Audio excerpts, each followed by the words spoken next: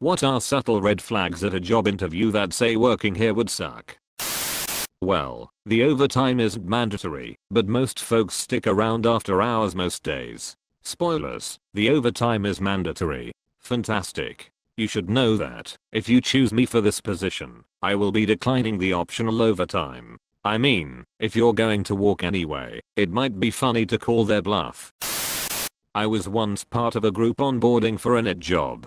They handed us all the one-page new hire contract and everyone, except me, signed immediately. When I read the paperwork, I discovered we were signing a mystery document. Clauses included I agree to abide by the personal search and seizure security policy attached. Without other pages, there was no way to determine what I was agreeing to. I kept requesting more and more pages until the hour drone said okay, I guess me is just determined to hold everyone up. We will handle you separately if you're struggling so much. After I walked out and drove home, I called the hiring manager to apologize for not taking the job. He informed me that hours reported I had walked out after refusing to be drug tested. When they ask out of nowhere what clients can you bring with you? Last job I worked. Yay, everyone here is new, but it's totally because of COVID. The boss doesn't like people going out to get lunch because they're afraid you'll never come back, so being your own lunch. You'll get weird looks if you leave on time. It was a Chinese-owned company with heavy Chinese work culture influence, so you were expected to stay overtime all week. Also, the people here are nice, but it's pretty stressful. Eater also was told by my trainer, you want to know the best advice I can give you? Find another job. This was like my second week in. Once an interviewer straight up asked me if I had any trouble working for free on weekends. I told them my free time is more valuable than anything, and that the only way that I would work a weekend is if they are paying me, and if I felt like working a weekend. She got really mad at me and ended the interview right away. Biggest red flag I've ever seen, because they didn't even try to hide it. My favorite is their salad of people waiting in line to work here. Count yourself lucky. Huge red flag. This actually happened to me. Interviewer, do you have any questions for us? Me, what is a challenge this department has recently faced? Interviewer, job security. When you are signing all the forms they give you, and you are taking your time to read over every document so that you can fully understand what you are getting into, and people come in and start telling you that you don't need to read this and that just sign here and so on. At my last place of work, the person interviewing me had a printed cartoon on their wall of someone who looked like a bomb had blown up in their face, with the caption, I spoke with boss name about it. I guess we are still doing it. That wasn't subtle at all, but I ignored it. The boss was an absolute tyrant who wouldn't listen to her staff, consider changing her mind about anything, or let people do the work they were best suited to do. She wouldn't show up for weeks at a time. The job itself was decent, but she was the worst boss I've ever had. Jobs where the expectations of the position aren't clear. The person hiring you should be able to give a clear idea of your responsibilities day to day in a practical way. It shows that the company understands what it wants out of the position. I've worked a couple positions that had a really hard time figuring out who was supposed to do what. That lead to a lot of confusion, and both of them had this in the interviews. If the company you're working for can't define what success in that position looks like, you won't be able to either. You are required to wear clothing that has the company logo. You must purchase it yourself from the company. I didn't know it at the time, but you'll be wearing many hats was a sign that they were going to give me the work of 4 positions and the wage of 1. I didn't last a year there before I left, and now I won't even finish reading job ads that include that line.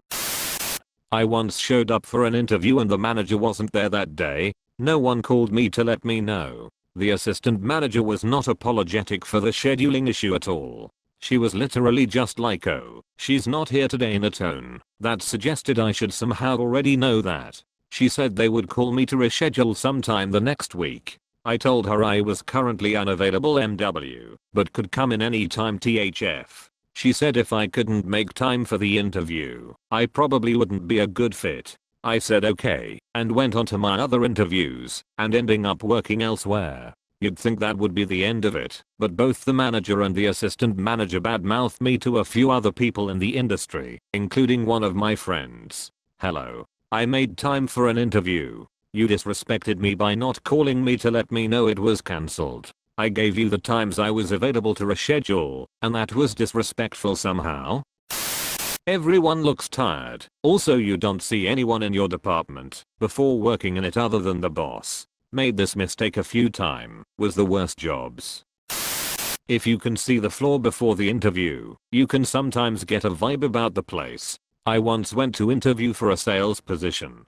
Aside from the interviewer being 30 minutes late, it did allow me to sit and observe the situation. I realized pretty quickly this was not going to be the place for me. Very quiet except a handful of people on the phones cold calling. Many reps trying to push for contacts on the other end. Just painful to listen to, and when they'd hang up there wasn't really any interaction with coworkers. Just quiet, and then another call. It all seemed very tense. I noped out of there real quick after the 5 minutes the interview took. Dodged a bullet. I had interviewed for a call center job at another place that's as a complete 180 from that. Yes, it's a call center job, so it is what it is, but there was laughter on the floor. People talking to floor managers. Just a completely different vibe that was more inviting.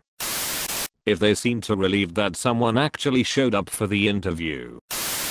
I've come in at 4 in the morning to find people still in the office from the day before. No matter how much money is offered, I categorically tell recruiters to go fuck themselves when they send me never-ending amazing opportunities. I will never go back to that life. My current boss gave me a great tip on the last interview I had.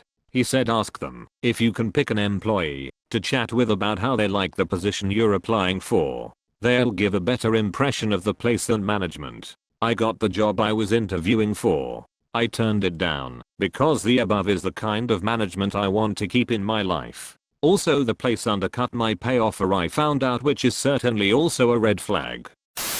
When you ask, what do you like about working here, and the interviewer talks about the location of the job, it's a great place to live, instead of the actual job. We only want the best of the best. Me. How much are you paying? Minimum wage. I was once told sometimes the hourly workers go on strike, and they lock us in to keep the production line running, but management brings us steaks and we have an informal agreement with the unions. So you can cross the picket lines once a week to visit your wife. The question was subtle red flags. Employees are either new hires or have been there for 15 plus years with no in between. There is no room for improvement. It's better to leave for advancement.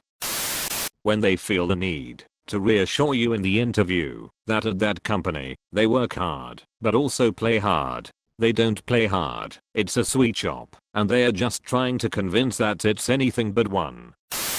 We don't like clock watchers here. We expect everyone to be committed. Expecting more work for no extra pay. Getting mad at you when you leave at 5, even though your stated work hours end at 5. I brought up a company's awful Glassdoor reviews, and they got so mad they ended the interview. Well, guess I dodged that bullet. Always ask the interviewer about the last person who worked the position you are interviewing for, how long they worked, and why they left. Their answers can be very telling of the work environment. You'll get full-time hours, but won't be full-time. We'll do everything in our power to avoid giving you benefits, even though we have you working more than 40 hours in a week. It is actually 30. Here is what it says on the I's website for purposes of the employer shared responsibility provisions. A full-time employee is, for a calendar month, an employee employed on average at least 30 hours of service per week, or 130 hours of service per month. When they tell you what I'm paying you stays between you and me. Don't discuss pay with anyone else. Usually means they are trying to pay you less than your coworkers who do the same job and don't want you to know. In the US it is illegal to prevent employees from discussing wages. I always ask about training and learning curves. Every job I've had that went wrong, I noticed that when that question came up they stumbled. The current job I have, when I asked the question they had sparks in their eyes as they explained the whole process from day one of shadowing to the transition to working solo. And even when COVID hit they managed to continue without skipping a beat. I was interviewing at a local business that had recently been acquired by a well-known corp. I asked the interviewers a question that I found invaluable. What do you personally find are the most challenging parts of this job? And I watched the light leave their eyes. They both sighed dryly and said it's really busy. And that was all I needed to hear to know that working there would be a nightmare. I emailed afterward to remove myself from consideration, and I'm confident I did the right thing. I went into an interview for a low-level admin position, and they made me put my cell phone in a bucket up front, stating no phones are allowed in the back, it reduces productivity. Big nope for me. If you ask what the opportunities for promotion are, and they don't give you an answer. The ad for the job has been running continuously for 10 plus years. When they insist the suicide nets are merely a safety precaution. Be sure to like and subscribe for more reading Reddit videos. Thanks, bye.